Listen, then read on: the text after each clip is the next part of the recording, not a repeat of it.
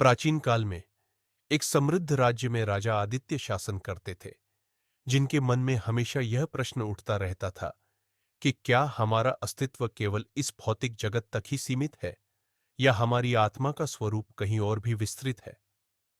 एक दिन जब राजा आदित्य अपने प्रिय योग और ध्यान की साधना में लीन थे, तो उन्होंने एक अद्भुत अनुभूति का अनुभव किया। उनकी चेतना अचानक एक रहस्यमयी आयाम में प्रविष्ट हो गई, जहां समय और स्थान के नियम अद्वितीय थे। वहां उन्होंने देखा कि ब्रह्मांड केवल एक इकाई नहीं, बल्कि अनगिनत ब्रह्मांडों का संगम है। प्रत्येक अपने अलग नियम, स्वरूप और गति के साथ अस्तित्व में है। इस दिव्य अनुभव में राजा आदित्य ने उस क्षेत्र में प्रकाशमान आत्माओं और विद्वान ऋषियों से मुलाकात की, जिन्होंने उन्हें बताया कि प्रत्येक विचार, कर्म और भावना से एक नई सृष्टि का बीज अंकुरित होता है। उन्होंने समझाया कि हमारी चेतना एक अदृश्य सेतु के समान है, जो विभिन्न आयामों और लोकों को जोड़ती है।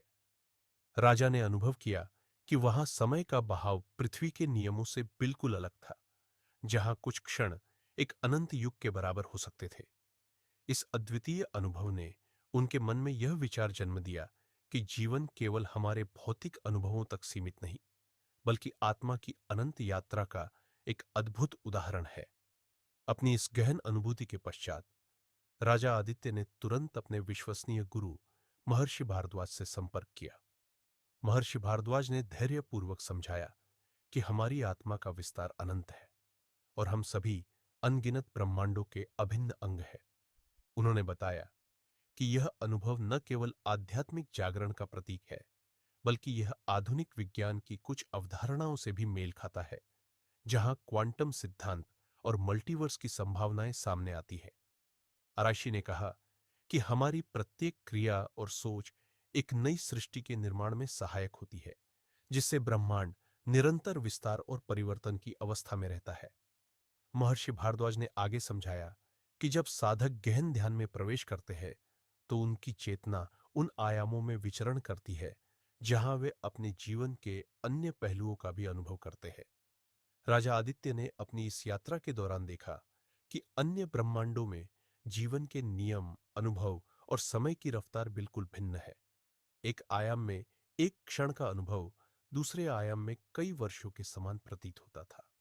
इस रहस्यमयी यात्रा ने उन्हें यह एहसास दिलाया कि जीवन का उद्देश्य केवल भौतिक सुख सुविधाओं तक सीमित नहीं है, बल्कि आत्मा के असीम संभावनाओं का अन्वेषण भी है।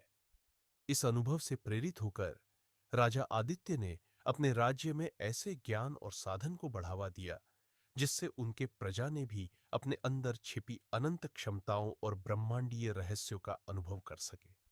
उन्होंने ध्यान, योग और साधना के माध्यम से लोगों को सिखाया कि आत्मा की यह यात्रा न केवल व्यक्तिगत उन्नति का मार्ग है, बल्कि यह हमें सृष्टि के व्यापक ताने बाने में एक अद्भुत स्थान प्रदान करती है। राजा आदित्य की यह कहानी आज भी हमें यह संदेश देती है कि हमारे अस्तित्व का सार केवल बाहरी दुनिया में नहीं, बल्कि हमारी आंतरिक चेतना में छिपे अनंत रहस्यों और संभावनाओं में निहित है।